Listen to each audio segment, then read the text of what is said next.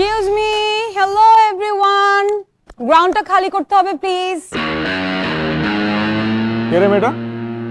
কেন তুই ওর চিনিস না? না তো, চেনার কথা।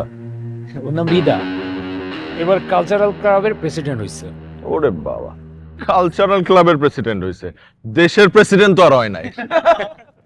আরে প্রেসিডেন্ট হওয়ার পরে বুঝছো ইচ্ছা মতো ইভেন্ট করছে, তারপরে ক্যাম্পাসে ইচ্ছা মতো শখানেক ডাস্টবিন বসেছে, এটা করে সবার নজর কাটছে। তখন কি পিচের মধ্যে ডাস্টবিন বসাবে নাকি? কি রে? Let me talk to her.